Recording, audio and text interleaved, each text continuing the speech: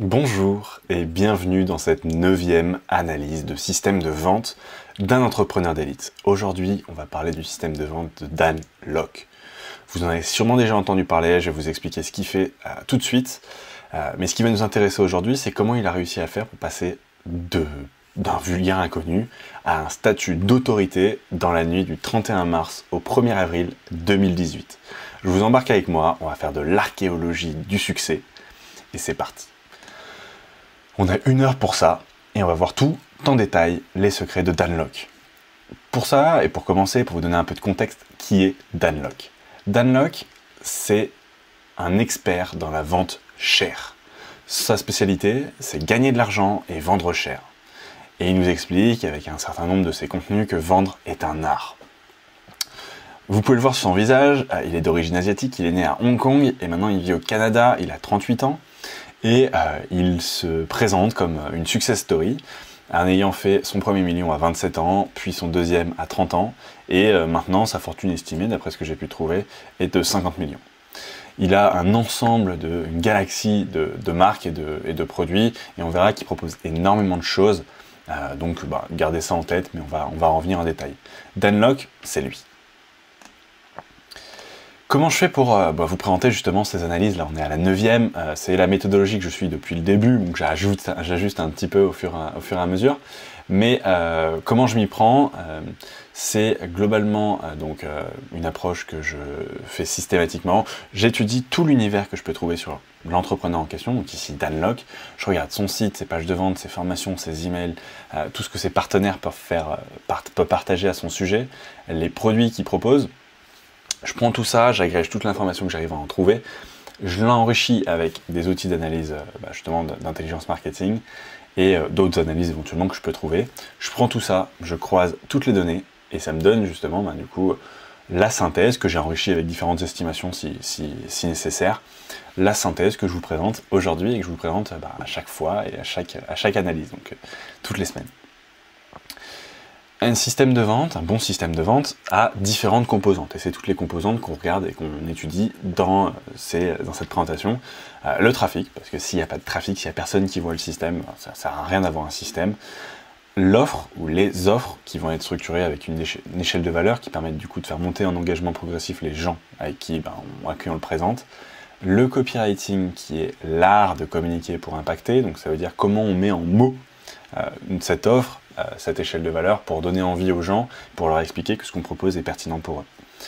Ça permet de créer une relation, ce qui est soutenu par des outils, donc on voit ça à la fin, et justement une relation après-vente qui permet du coup d'encourager les gens à réacheter après un premier achat ou à acheter après une première offre gratuite. Commençons justement par le trafic. Le trafic, donc c'est sur son site personnel danlok.com. On voit qu'en janvier 2020, on a 153 000 personnes, 154 000 personnes qui sont venues sur le site, avec 2 grosses sources, donc le trafic direct et la recherche. Le trafic direct, c'est comme à chaque fois, souvent il y a des cours en ligne et du coup les gens qui l'ont acheté s'y reconnectent. Mais là, ce qui est intéressant, c'est qu'il y a énormément de recherches, avec un petit peu d'autres sources, mais énormément de recherches, et en fait, ce trafic vient essentiellement de sa marque personnelle. Là, vous pouvez voir la courbe des recherches de Dan Lok sur Google. On peut voir que pendant longtemps, il y a eu quelques balbutiements, il a commencé à exister, et du jour au lendemain, il y a eu un énorme pic. En 4 à 5 mois, il est passé de personne à quelqu'un de vraiment, vraiment connu. Là, sur le pic, d'après les estimations, il y a à peu près 60 000 personnes 600 000 personnes, autant pour moi, qui sont venues sur ce mois-ci. En août 2018, 600 000 personnes sont venues sur son site. Bon, ça s'est un peu étiolé, mais ça se stabilise plutôt bien, et donc on voit que là, on est à 150 000 personnes pour le terme Dan Lok. Donc là, c'est justement une petite période, et si on regarde en dézoomant encore un petit peu, donc là, vous avez le graphique dézoomé, on voit que il a pas existé pendant longtemps. Et pourtant, en 2014, donc fin juillet 2014, il a créé sa chaîne YouTube. Et ça, on va le voir en détail, justement, cette stratégie YouTube dans la foulée. Mais ce qui est intéressant, c'est que justement, on a identifié quand est-ce qu'il a vraiment réussi à percer. Et c'est cette nuit-là, c'est à ce moment-là où il a décidé d'avoir des actions différentes qui ont réussi à justement avoir un impact qui est significatif et qui lui ont permis de devenir cette autorité que beaucoup d'autres entrepreneurs citent et à qui il a pu avoir justement beaucoup d'impact parce qu'il a pu aider beaucoup de clients. Et on voit qu'il y a justement d'autres informations qui sont proposées, mais c'est souvent autour de sa marque personnelle, c'est qui est Dan Lok, qu'est-ce qu'il a fait, qu'est-ce que je peux apprendre de lui, quoi. Son nom est vraiment connu. On a vu qu'il y avait 60% du trafic à peu près qui vient sur son site depuis la recherche, et les recherches sont essentiellement tournées autour de sa marque personnelle. Dan Lok, Dan Lok, Dan Lok, Dan Lok, Dan Lok. Dan Lok est quelqu'un qui est devenu connu maintenant, en janvier 2020. Ça, c'est son cours. Et ce qui est intéressant, c'est qu'il y a aussi Dan Pena, qui est un de ses mentors, et avec qui il a fait plusieurs interviews, qui sont référencées à plusieurs endroits, justement, dans ces mots-clés qui lui apportent du trafic. On voit que du coup, il y a plusieurs réseaux qui ont réussi à le faire connaître, et notamment YouTube et Facebook, avec Twitter, et un petit peu LinkedIn aussi. Facebook et Instagram donc ont eu une approche qui est à la fois organique et à la fois publicité. Il a créé son compte Facebook en 2015, donc le 31 août. Maintenant, il a 1,7 million de personnes qui le suivent. Il y a eu plusieurs publicités, donc avec vraiment à chaque fois mettre en avant sa marque personnelle, faire de Dan Lok une figure d'autorité. À ça, on peut voir que du coup, il a fait aussi, donc au-delà du trafic, du contenu organique qu'il a pu publier, il a fait beaucoup de publicité. Et on voit que, par exemple, là, sur cette publicité-là, il a dépensé 25 000 $. À peu près une période qui va nous intéresser, du coup, c'est justement en juillet 2018. Et ce qui va nous permettre de derrière essayer d'estimer comment il s'y est pris pour faire son hold-up de la notoriété justement pendant ces 4 à 5 mois, juste avant l'été 2018. Là où certains vont préparer leur corps pour avoir des abdos pour l'été, lui, il est devenu connu mondialement. Et on va voir comment il s'y prend. Sur Instagram, c'est à peu près la même chose. Il a 1,5 million d'abonnés, il est très actif. Et ce qui est marrant, c'est que Dan Lok, moi en 2018, j'ai découvert sur Instagram. Je me suis abonné à un certain nombre de comptes Instagram, donc autour des entrepreneurs, que ce soit avec des citations, des messages inspirants, enfin ce genre de choses qu'on trouve sur Instagram. Et un matin, j'avais une figure d'asiatique absolument partout. Ce monsieur était partout sur mon flux. Après, il y est moins revenu, enfin en tout cas il y est resté parce que je me suis abonné à ce qu'il faisait. Mais du jour au lendemain, tous les comptes le proposaient, propulsaient son contenu. Et ce qui est marrant, c'est que du coup, c'était à peu près à cette même période. Et donc, on va voir comment il a fait pour s'y prendre, ce qu'il a fait au niveau justement de placement de produits avec d'autres comptes. J'ai pas réussi à retrouver les éléments que j'ai justement vus à ce moment-là. Donc potentiellement parce qu'il les a effectivement payés et que les contrats stipulaient qu'il était propulsé pendant une certaine période et qu'après ça a s'arrêté. Je suis pas exactement sûr, c'était il y a 2 ans et du coup c'est compliqué d'avoir cette information-là. Mais en tout cas, il est apparu comme ça et ça lui a assez bien profité parce qu'il a réussi justement à créer un compte qui est avec suffisamment d'abonnés. Twitter, donc on a beaucoup moins d'abonnés, il n'y en a que 25 000, mais pourtant il apporte donc 2 fois moins de trafic que Facebook, mais il a 67 fois moins de personnes qui le suivent. On avait à peu près 1,7 million contre 25 000. Et donc en fait, 2 fois moins de trafic, c'est plutôt une belle performance. Ça veut dire que sur ce compte-là, on a 33 fois plus de clics. C'est-à-dire que pour lui, Twitter est vraiment une source de conversion, là où Facebook est plutôt une source de brand awareness, donc c'est se faire connaître, et après si on veut convertir, on va sur Twitter. Donc j'imagine qu'une de ces approches, c'est justement d'essayer de grossir ce chiffre-là, parce que c'est un chiffre qui convertit, qui amène des gens sur son site.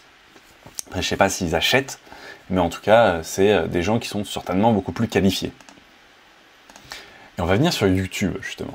YouTube, donc il a créé sa chaîne en 2014, le 26 juillet 2014, et il a rencontré plusieurs phases, plusieurs moments dans sa vie de chaîne. Donc on voit justement la période après son pic, qui est assez stable en fait, au niveau donc, du nombre d'abonnés qu'il gagne par semaine, du nombre de vues qu'il gagne par semaine, c'est assez stable. Il y a eu une explosion pendant cette période-là, donc la fameuse avril-août 2018, que j'ai mis en orange ici. Et il y a eu plusieurs petites étapes intermédiaires qui ont été intéressantes justement pour préparer ça. ce moment-là n'est pas arrivé de nulle part. Avant ça, pendant une période d'à peu près 1 an, il gagnait entre 1000 et 6000 abonnés par semaine, donc ce qui est quand même déjà une chaîne qui commence à marcher. Et encore avant, il était à 200 à 500 personnes par semaine. Maintenant, il a 2,5 millions d'abonnés, quasiment, pour 1500 vidéos. Et ce qui est intéressant, du coup, c'est que on va aller voir ce qui s'est passé avant. En tout cas, on va essayer d'aller comprendre comment ça s'est passé avant. Ce qui est, donc le fameux, pour reprendre un petit peu d'informations, ce fameux moment-là, donc cet avril 2018, il avait déjà 153 000 abonnés. Ce qui fait du coup déjà une... Maintenant, d'après les critères, c'est pas une si grosse chaîne que ça, mais ce qui fait quand même une chaîne qui est déjà établie. Donc en fait, ce qu'on voit, c'est qu'entre 2014 et le moment où il a vraiment explosé, donc le fameux moment où tout le monde dit bah, il s'est fait dans la nuit, il est devenu quelqu'un en un clin d'œil, il est apparu, il est devenu dominant, bah, en fait, ce moment-là, ce moment que tout le monde se plaît à raconter, donc cette histoire de succès instantané, ça lui a mis 4 ans à le faire. Et on va voir justement ce qu'il a testé pendant ces 4 ans pour essayer de comprendre comment il fait pour justement avoir profité de ces 4 ans pour arriver à avoir une stratégie qui a permis derrière d'avoir ces 2 500 000 abonnés, cette entreprise qui marche bien, cette notoriété internationale. Donc cette réussite en une nuit, 4 ans de travail. C'est ce qu'il faut retenir ici. Si on reprend un petit peu les chiffres, donc là pour les graphiques se lisent comme dans ce sens-là, donc en bas à droite, puis là, puis ici. Donc là c'est une modélisation justement de son évolution que j'ai repris. On voit que entre du coup genre 2017-2018, il y a eu déjà une belle progression qu'on peut voir avec les chiffres actuels, donc tout est assez avant, et donc c'est pour ça qu'on va zoomer dans le passé au fur et à mesure. Et bon, l'explosion dernière qui est assez stable et qui l'a mis sur une très très bonne lancée. Ce qu'on peut voir du coup, là c'est des chiffres que j'ai estimés, parce qu'on n'a pas eu cette information, les données sont pas disponibles, donc j'ai essayé d'estimer ça avec différents modèles que j'ai pu établir. On peut voir que donc sur cette période-là, donc les fameuses 4 premières années, c'est comme ça qu'il a réussi en 4 ans, ou en tout cas en 3 ans, il a réussi à trouver ses premiers 20 000 abonnés. Si on zoome encore, on voit qu'entre justement juillet 2014 et à peu près juillet 2016, donc 2 ans plus tard, eh ben on arrive aux 1000 abonnés. 2 ans pour 1000 abonnés. Et en tout cas, après, ben voilà, il a réussi à exploser. Donc, ce qu'on peut voir, c'est que, en fait, le Dan Lok qu'on connaît maintenant, c'est des hypothèses, hein, mais il a fait comme tout le monde, ça a été un galérien, comme tout le monde, et il a énormément testé, il a énormément, justement, essayé de choses en vain, ou en tout cas dans le vide, pendant un moment, avant d'être capable, justement, d'avoir ses premiers abonnés. Et en fait, si on regarde à nouveau ici, d'après ce modèle, hein, il lui aura fallu presque 1 an et demi pour avoir 250 abonnés. Donc c'est quelque chose qui est extrêmement laborieux et qui, sur le temps, est vraiment exponentiel. En tout cas pour lui, c'est pas le cas pour tout le monde. Hein. Mais ce qui est intéressant ici, c'est que c'est exponentiel parce qu'il s'est donné la peine, les moyens d'être présent sur le long terme. Et en fait, il a rien fait pendant 4 ans. Pendant 4 ans, ça a été compliqué. Et du coup, c'est ça qui lui a permis, au bout de 4 ans, d'avoir cette opportunité, parce qu'il a testé beaucoup de choses, justement d'avoir cette opportunité, d'avoir le bon format, la bonne façon de faire pour exploser. Donc si on regarde un petit peu, justement, j'ai repris toutes ces vidéos, j'ai pris toutes les statistiques de ces vidéos, j'ai fait un programme qui agrège tout ça et qui nous permet justement d'avoir les différents graphiques qu'on va voir maintenant. Ce qu'on peut voir, ça, c'est la durée de vidéo qui a été uploadée dans un mois donné. Et on voit que, donc, sur la deuxième partie de sa chaîne, donc c'est-à-dire la partie réussite, c'est assez stable. C'est assez stable, chaque mois il upload une quantité de vidéos qui est assez stable. Mais par contre sur la première partie c'est très variable. Des mois avec beaucoup de vidéos et d'autres mois beaucoup plus faibles. Si on regarde en fait la quantité, le temps par vidéo uploadée, on voit qu'il y a une phase de recherche avec des durées de vidéos uploadées qui sont très variables. Donc c'est en minutes, tu as des vidéos qui sont de l'ordre de un peu moins de 10 minutes jusqu'à 1h30. C'est très variable, hein, ça dépendait vraiment des mois, il testait énormément de choses. Puis, un format qui s'est établi à peu près 7-8 minutes, de façon assez systématique, en moyenne par mois. De la même façon, il a testé le format, la longueur de ses vidéos, il a testé aussi le rythme. On voit que donc, ça c'est le nombre de vidéos uploadées dans un mois, Et on voit que du coup, sur le mois, on est à une vidéo par jour maintenant, donc c'est extrêmement stable, c'est très flagrant sur ce graphique, et pendant un moment, il a justement essayé beaucoup de choses, donc des vidéos tous les jours pendant un mois, des vidéos tous les jours pendant un mois, des vidéos tous les jours pendant un mois, pas grand chose, une ou deux vidéos. Ce qui est intéressant, c'est qu'il y a qu'un mois où il semble avoir, enfin 1 ou 2 mois où il semble avoir justement arrêté ces vidéos complètement. Mais pendant 4 ans, justement, donc c'est 2014-2018, il a réussi à justement tester et surtout ne pas se démotiver. Et ce qu'on voit, c'est qu'entre 2017, donc le moment où il a commencé à vraiment grossir, et le moment où il a vraiment explosé, ben, il est monté progressivement, à une vidéo par jour. Donc on voit que c'est les pics du test un peu aléatoire, s'est arrêté au profit justement d'une montée et d'un test. En fait, plus je fais de vidéos, plus ça me rapporte, et donc plus j'ai intérêt à faire des vidéos, jusqu'au rythme qu'il a pris et qui tient depuis maintenant un peu plus de 2 ans. Et on voit que là, c'est donc le nombre de vues cumulées en moyen sur un mois, et on voit que en fait, il y a des vidéos qui vont fonctionner à des niveaux différents, donc c'est les pics, hein, on a des tendances en fonction du nombre d'abonnés bien sûr, mais des vidéos qui buzzent, des vidéos qu'il va distribuer de façon un peu plus brillante ou pas, et en fait, ce qui va nous intéresser ici, c'est quelles sont les vidéos justement qui surperforment. Quelles sont les vidéos qui permettent d'avoir ces pics-là hors justement des périodes. Donc ça veut dire sur ces périodes-là, qu'est-ce qui lui a permis de faire ces pics de vues. Et si on regarde, donc j'ai calculé un indice que j'ai appelé le taux de surperformance. Le taux de surperformance, c'est le nombre de vues de la vidéo par rapport aux vues moyennes des vidéos du mois. Donc ça permet de savoir à quel point cette vidéo a été plus vue que les autres au même moment qu'il a publié, justement par rapport à ce moment où il avait autant d'abonnés. Et on voit que donc il y a plusieurs types de vidéos, et il y a quand même pas mal de vidéos en comment faire pour arriver à ça. Donc on a des vidéos qui sont très ciblées, avec des choses assez précises. 3 astuces pour réduire la peur de parler en public. 3 choses, Wing Chun, je sais pas ce que ça veut dire. Ne pas taper comme Bruce Lee pendant un combat de rue.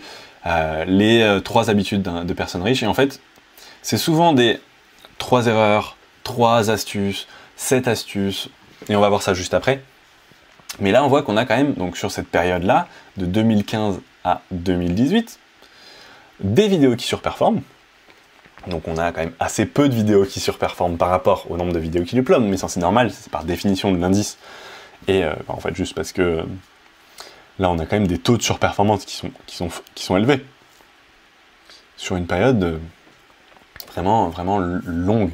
Et on peut voir que là, du coup, il y a 2, 4, 6, 8, 10, 12, 14, 16, 18, 20 vidéos sur cette période de 2 ans qui ont vraiment bien marché.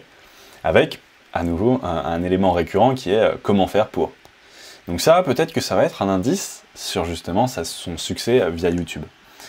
Et si on regarde justement, en fonction du titre de la vidéo, quels sont les éléments qui permettent justement d'expliquer une surperformance quelconque, on voit que donc ça c'est la répartition des durées des vidéos en fonction d'éléments qui sont présents dans le titre ou pas. Donc là on a par exemple pourquoi quelque chose, le top pour, top 3 des raisons quelconques, ça, les vidéos qui parlent d'argent, les vidéos qui parlent d'astuces, bref, énormément de sujets, et on voit que justement les vidéos en top durent en moyenne plus longtemps. On voit aussi que les vidéos avec un 5 dans le titre, donc là les fameux tops durent plus longtemps et on les retrouve ici, et on voit que les tops qui durent le plus longtemps, ça a l'air, d'après ces chiffres-là, les top 5. Donc peut-être que dans votre entreprise, c'est quelque chose qui pourrait être attesté. On voit que chez lui, ça a bien marché. Et en fait, au-delà de justement cette durée de vidéo, peut-être, qu'est-ce qui est intéressant aussi de regarder, c'est la performance. Et on voit qu'il y a 2 types de vidéos qui surperforment en moyenne. C'est les vidéos où ça parle de ne pas avoir d'argent, mais pour autant être riche. Ou en tout cas avoir les astuces des riches. Donc comment être riche sans avoir d'argent, ce serait un bust absolu, enfin une explosion, enfin une réussite absolue. Et donc, voilà, c'est les éléments qui vont marcher sur sa chaîne YouTube en moyenne. Bien sûr, après il peut y avoir des exceptions, mais avec des vidéos qui marchent plus ou moins bien en fonction du sujet. Si on devait faire un bilan de justement son ascension, il y a 3 gros éléments que j'ai pu identifier dans cette période, donc avant 2018 et justement ces 4 mois de 2018, c'est qu'avant ce moment-là, donc avant son explosion, il a énormément testé. Il a testé pendant à peu près 3 à 4 ans, de façon assez systématique, sans aucun répit, ou alors peut-être 1 ou 2 mois sur 4 ans de répit, mais testeur systématique. Ça, c'est le premier gros impact, et surtout sans se démoraliser, sans s'arrêter. 4 ans, et si vous testez pendant 4 ans, il y a de très grandes chances que quelque chose se passe. En testant, du coup, il a trouvé les sujets qui fonctionnent pour son audience cible. Et on a vu que, en fait, c'est un faire de l'argent, c'est un monsieur faire de l'argent, et il a trouvé quels étaient les sujets qui marchaient bien chez cette audience-là, et pour le positionner justement sur le high ticket closer, qui est son appellation, donc c'est comment vendre des produits chers. Et du coup, il a testé pendant 3 ans pour arriver justement à trouver quels sont ces fameux sujets qui fonctionnent. Deuxième point. Et troisième point, et qu'on va voir maintenant, c'est qu'il avait un budget pour communiquer. On a dit au début qu'il avait fait de l'argent, donc il avait un petit peu d'argent à investir, et on va essayer d'estimer justement comment il a fait pour investir justement sur cette période 2018, pendant ces 4 mois, combien il a investi, pour justement se donner ce coup de boost qui lui a permis de s'établir, et du coup, est-ce que, voilà, combien ça pourrait coûter pour faire le même coup. Et après, c'est plus exactement les mêmes cas, l'environnement concurrentiel a évolué, donc il faudrait sûrement augmenter ce budget, mais voilà, ça me permet d'avoir une première estimation. Avant ça, on va parler un petit peu de son offre rapidement, parce que c'est pas ce qui va nous intéresser aujourd'hui. Il a fait plusieurs livres qui permettent justement de le mettre en évidence, et ce qui ont aussi permis d'avoir de l'événementialisation pour faire parler de lui. Quelque chose aussi à ce point-là, c'est justement, il disait dans une vidéo que la meilleure carte de visite, c'était un livre, et nous raconter une anecdote de quand il était en classe affaires, dans un avion où il avait pu justement discuter avec un entrepreneur, et à la fin, quand l'entrepreneur lui avait demandé de l'aide, est-ce que vous avez une carte de visite à me donner, il lui a tendu son livre, et c'était encore plus effet waouh, quoi. Donc peut-être que, rien que pour l'effet waouh, écrire un livre, c'est intéressant. On trouve plusieurs masterclass, donc c'est justement ces offres de capture qui proposent d'être de copywriter ou closer cher. Il fait énormément de contenu gratuit depuis un moment, qui pousse des formations à différents prix, à différentes qualités. Et si vous voulez échanger avec lui, vu qu'il vend cher, il vend cher son temps aussi. Et on peut commander son temps, donc une discussion avec lui à la minute, pour 167 $ par minute, ce qui fait à peu près, ce qui fait exactement d'ailleurs, 10 000 $ par heure. Donc si vous voulez que Dan Lok vienne vous aider pour votre business, c'est 10 000 $ de téléphone par heure. Il organise aussi des événements, donc de plusieurs types, à différents tarifs que vous pouvez voir ici. Et il a une agence qui permet justement de faire de la prospection. Revenons sur le sujet justement de combien ça lui a coûté, son coup de génie, son apparition dans la nuit. Donc si on reprend les éléments qu'on a obtenus jusque-là et que je vous ai présentés tout à l'heure, on a 25 000 $ de pub sur Facebook à partir du 30 juillet. Donc on se rappelle, entre le 30 juillet et août, pendant le mois d'août, il est passé de 60% de popularité à 100% de popularité, donc en 15 jours, justement sur la popularité Google. Donc c'est ce qui va nous servir de proxy pour essayer d'estimer justement l'impact que ces publicités ont eu sur son entreprise et sa notoriété. Pour ça, on va faire différentes hypothèses, qu'il a doublé ce budget en influenceur, donc la fameuse apparition dont je vous parlais sur mon flux Instagram. Donc ça va doubler ce budget-là, et tous les impacts de ces investissements publicitaires sont linéaires, ce qui est une hypothèse. Donc ce qu'on peut voir, c'est que le 30 juillet 2018, quand il a mis cette fameuse publicité, il était à peu près à 60% de popularité sur Google. Donc dans les recherches Google sur son nom. Le 11 août, il est passé au fameux 100%. Donc on va dire que ce budget-là, de 25 000 $ sur la pub Facebook, a été dépensé pendant ces 12 jours. Ce qui nous permet de faire un calcul, donc 25 000 $ x 2, donc pour doubler le budget publicitaire pour les influenceurs, divisé par 40%, qui est du coup ce delta de popularité gagné à ce moment-là, ce qui fait 125 000 $ de dépensés pendant ces 4 à 5 mois. Je ne sais pas exactement si c'est ce montant-là, je ne l'ai pas demandé, je n'ai pas eu cette info-là, mais c'est en tout cas, d'après ces hypothèses, quelque chose qui semble plausible, qui semble faible par rapport à ce qu'il y aurait à dépenser maintenant sur cet nouvel environnement concurrentiel avec la même approche frontale, mais à l'époque c'était moins concurrentiel, c'était plus ouvert, et donc c'est sûrement ce qu'il a dû dépenser, en plus de justement ces 5 années ou 3 à 4 années de tests, il a fait son feu d'artifice de notoriété pour 125 000 $. Ce qu'on peut voir, c'est que c'est un système qui est assez large, assez rodé. On voit qu'il propose énormément d'éléments. Globalement, absolument tout ce qu'on peut trouver. Tous les infoproduits digitaux, que ce soit de e-book, du livre audio, de la formation en ligne, des ressources, donc avec des guides, des templates, des livres physiques avec justement des t-shirts. On pourra voir ça tout à l'heure, mais ils vendent aussi des produits dérivés. Il fait du coaching individuel et de groupe, de la prestation, donc avec son agence notamment, des masterminds, des conférences, des événements. Il fait beaucoup de contenu gratuit, jamais en présentiel, enfin jamais en direct, jamais son temps directement. Et il a absolument toutes les sources de distribution de son trafic, donc que ce soit les réseaux sociaux,